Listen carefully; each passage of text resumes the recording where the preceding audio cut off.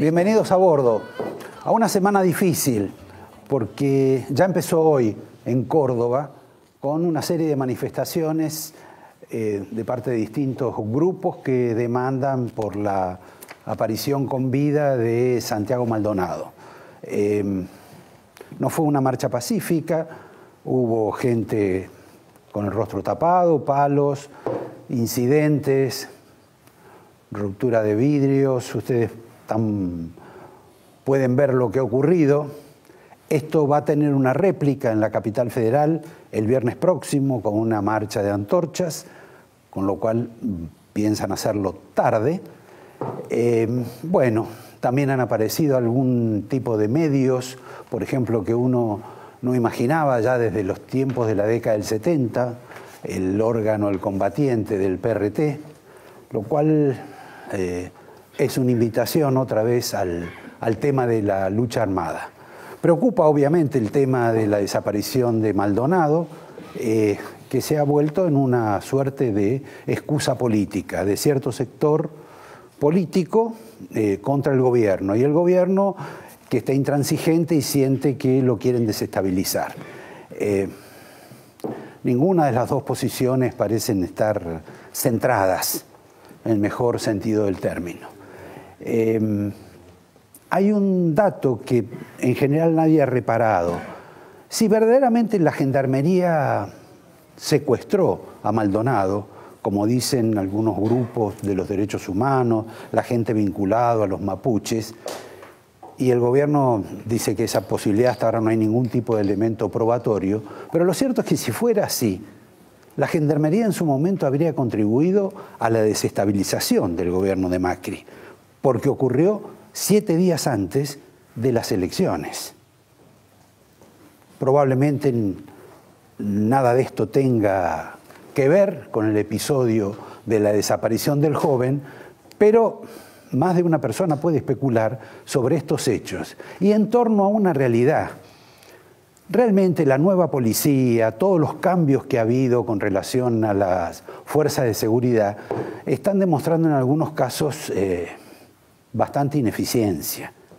Tomemos, por ejemplo, el episodio de ese colaborador del ministro de Seguridad de la provincia de Buenos Aires, de Cristian Ritondo, un señor de apellido Alvarenga, que desapareció durante 5 días y que aparece casi casualmente porque un vecino descubre el auto de este caballero vinculado a la policía, vinculado al gobierno de la provincia de Buenos Aires, en el casino. Y la historia es que durante 5 días este hombre que perdió la razón por momentos iba de un casino al otro, de la capital federal a la provincia, de la provincia a la capital federal, y al margen de otras indagaciones. La pregunta es, en los casinos no hay cámaras. La policía no registra esas cámaras para ver si una persona que se supone que no empezó a jugar por primera vez en esta ocasión, no fueron a indagar, a averiguar. Segunda pregunta. Esas novedades que han puesto en las calles de Buenos Aires, sobre todo en las avenidas, que registran las chapas de los vehículos. Alguien que iba de capital a provincia y de provincia a capital, que era el coche de este hombre Alvarenga, ¿nunca fue advertido por estas costosas administraciones? Rarísimo. Pero no es tan raro todo, porque en este frenesí que tiene el sistema de seguridad ocurren episodios como este, que vamos a mostrar ahora. La conferencia conjunta que dieron Patricia Bullrich y el ministro Garabano, sobre el cual luego voy a dar una línea. Bueno, en el tema que pregunta Carlos, si estamos modificando, repensando las penas en relación a los delitos de corrupción contra la administración pública, la respuesta es sí. Se ha conformado una comisión que está trabajando sobre la revisión general del Código Penal. Nuestro Código Penal, como ustedes saben, es del Código de Belef Starfield, tiene muchos parches, así que estamos trabajando en eso y seguramente uno de los temas va a ser esto. La verdad que la ministra de Seguridad no es abogada, no cursó Derecho, tiene una historia política larga, no merecería cometer un error de esta de esta envergadura, porque la verdad que el Código Penal no tiene nada que ver con Vélez Sarsfield. Vélez Sarsfield, en todo caso, es el autor del Código Civil. Lo grave no es el error solo de la Bullrich. Lo grave es que está sentada al lado del ministro de Justicia, que sí, obligadamente, alguna vez estudió de que el Código Civil lo escribió Vélez Sarsfield, inclusive porque hay un gran anecdotario en esa materia. Pero bueno, suspendamos todo el capítulo de seguridad, seamos breves con los títulos. Voy a soslayar parte de lo que llaman el editorial para más adelante del programa, y les voy a recordar algunos títulos nomás a los invitados. Primero, ¿qué les dijo Cristina de Kirchner a los intendentes? 2, ¿qué es lo que mira Macri estadísticamente en materia económica? Se van a llevar una sorpresa.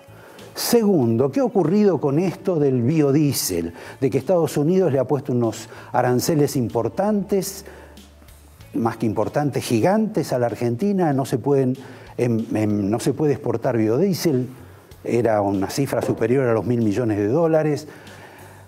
También tenemos problemas con Europa en ese aspecto. La Argentina se siente perseguida, se siente desagradecida por parte de Trump, ya que vino el vicepresidente y a los pocos días sacaron la medida esta del biodiesel. Y la verdad que es injusto. Esto no es un castigo ni una represalia. Esto es simplemente una advertencia sobre la avivada de la élite agraria argentina, las Cargill, las Dreyfus, Eurnequian, Vicentín, que tienen una ventaja con la cual compiten no del todo lealmente con los Estados Unidos y con Europa. Posiblemente el arancel que impuso Estados Unidos sea más alto del que corresponde, pero corresponde quizá, y Europa también va a imponer un arancel. El que dijo que le contestamos muy duro a Trump, en fin, que explicó toda esta situación del lado que él la quiere ver, es el ministro Brullaile, que curiosamente está en Saint-Tropez, promocionando el vino y la carne argentina, en pleno agosto, en plena temporada estival, con personal del ministerio. Realmente, ¿alguien puede creer eso? Se reunió Macri con, ¿se acuerdan de Galuccio, el mago? El hombre que Macri echó, en realidad no lo echó Macri, se los voy a contar después, de YPF, justo un poco antes de que renunciara el CEO de YPF, el señor Darré, por la ineficacia de la empresa. También les voy a contar ese detalle. ¿Pasó algo en la estructura de Massa, en su cercanía, luego del resultado electoral que no precisamente lo benefició? ¿Pasa algo entre Espinosa y Magario en La Matanza? Y no solo político, este desencuentro que tienen ahora. ¿Se está separando empresariamente Manzano de Vila? Uno para dedicarse a la energía, el otro para dedicarse solo a los medios. Son parte de los títulos de lo que voy a hablar luego, porque quiero antes anticiparle quiénes son los invitados. El hombre que acertó con los números de la capital federal, un viejo amigo de esta casa que es Jorge Jacobe. No vamos a alabarlo por eso, pero sí vamos a preguntarle sobre algo que él en su momento dijo y que tiene relación con lo que aparentemente pasa en el mundo de Macri. Jacobe dijo que Macri no se va a presentar a la reelección, y eso es algo que no lo cree nadie. Después va a estar Orlando Ferreres. En algún momento yo hablaré en el medio. Un economista también amigo de la casa, a quien en principio, como está atrás de la cámara, ya le advierto la pregunta. ¿Por qué razón tantos votos acompañan a Macri, le otorgan en alguna medida un triunfo, que no es triunfo porque ustedes saben que en verdad en la provincia de Buenos Aires ganó Cristina? Pero independientemente de ese detalle, menor porque la diferencia ha sido mínima, ¿por qué la gente que vota por Macri compra dólares? por qué cree votando y por qué descree en los pesos, a pesar de las altas tasas, en materia económica. Y por último, como novedad y sorpresa, vamos a tener un abogado poco conocido, que se llama Pablo Torres, Pablo Abdón Torres, un hombre que en Internet se ha especializado en un tema muy curioso. Lee el boletín oficial y, concentrándose en la administración de la capital federal, en el gobierno de Horacio Rodríguez Larreta, ha descubierto, no estamos hablando de denuncias, no estamos hablando de desfalco, de situaciones raras con las licitaciones, eso en todo caso se verá luego, está hablando, descubriendo extravagancias, disparates en apariencia que el gobierno de la ciudad hace y comete en materia de burocracia, en materia de gasto, como si le sobrara la plata, más que a Maddie Weber. Lo curioso es que nunca Lustó se ocupó de ese tema y tampoco Filmus se ocupó de su tema, quizá porque son temas que se ignoran. Va a ser una sorpresa esa presencia. No le voy a hacer caso a los pedidos, los mails, los mensajes, para que hable sobre este tema de cómo vende carne y vino el ministro Brullaile en Saint-Tropez en pleno agosto. Ya dije lo suficiente. Sí voy a hablar del tema de YPF brevemente. Ustedes saben que renunció el CEO de YPF, el señor Darré, que aparentemente no se llevaba muy bien con el resto de los directivos de YPF, y para reemplazarlo ahora han decidido crear una especie de comisión. 2 años hace que están manejando YPF, y en los últimos 3 meses solamente, en la cuenca de San Jorge, que es la cuenca más importante de petróleo de la Argentina, la producción cayó 15%. La verdad, un fracaso. Un fracaso que viene de antes, que viene de la época en que estaba también el señor Galuccio, quien pidió una entrevista con Mauricio Macri, que ustedes saben, en cierto momento dijo que a Galuccio lo iba a mantener en el cargo. Hasta que alguien se le acercó y le dijo, pero Mauricio, ha sido el peor presidente de la historia de YPF. Se confundió Mauricio porque había gente, caso Pratgay, que le decían que no, que Galuccio era un buen funcionario. Se complicó tanto el tema que en esa época Mauricio no daba tantas órdenes y decidió que su equipo, o algunos hombres, no sé si 5 o 7, hicieran una votación a ver si se lo mantenía o se lo despedía Galuccio.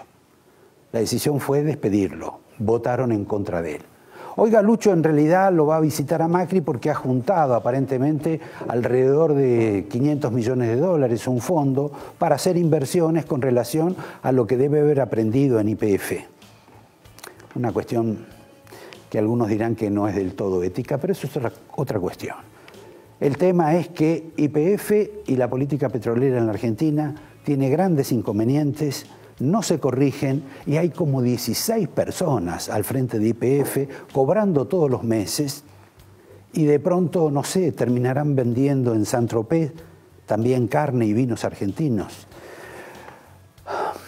Les dije que Magario y Espinosa no estaban tan bien, a pesar de ser los dominadores de la matanza y ser Magario heredera del poder político de Espinosa. Bueno, la derrota produce este tipo de hechos, del mismo modo que produjo algún tipo de sacudón en Sergio Massa, quien ahora se ha recompuesto, se dio algunas inyecciones de vitaminas, se aplicó algún energizante y ha vuelto o va a tratar de volver a hacer campaña en la provincia de Buenos Aires porque no quiere descender del 15% que obtuvo en la votación. Porque si desciende y pierde, que es a lo que van casi todos, su futuro está un poco complicado, su futuro político, porque viene ligeramente en descenso o abruptamente en descenso. Esto también le ha generado alguna discusión interna con algunas de sus personas más queridas, Pero bueno, son formas de ver la política y aparentemente con Graciela Camaño ha tenido algún tipo de rispidez. Sospecho que todos siguen igual. ¿Qué le dijo Cristina a los intendentes? A los intendentes que hoy me parece que están preocupados por cortar la boleta, por darle al ciudadano de su distrito las dos boletas, la de Cristina y la de Bullrich, en este caso Vidal o Macri. ¿Por qué razón? Y porque necesitan tener una boleta ganadora y sobre todo porque necesitan tener obras. ¿Y quién da las obras? ¿Macri o Cristina? Antes las daba Cristina, ahora las da Macri y María Eugenia Vidal, y en proporciones inauditas. En consecuencia, me parece que Macri va a tratar de comer más del electorado de Cristina que del electorado de Randazzo y hasta del propio Massa. ¿Me queda algo más? Me queda mucho más. Tengo por ahí un video extraordinario que, si tenemos tiempo, lo pasamos más tarde. Ahora simplemente voy a la pregunta económica, a la pregunta de por qué. Si hay tanta gente que apoya a Macri con los votos, que cierra los ojos, que entra al cuarto oscuro y vota la boleta de Macri, de María Eugenia Vidal, de Bullrich, de Carrió, esa misma gente, cuando después se toca el bolsillo, compra dólares y no cree en los pesos.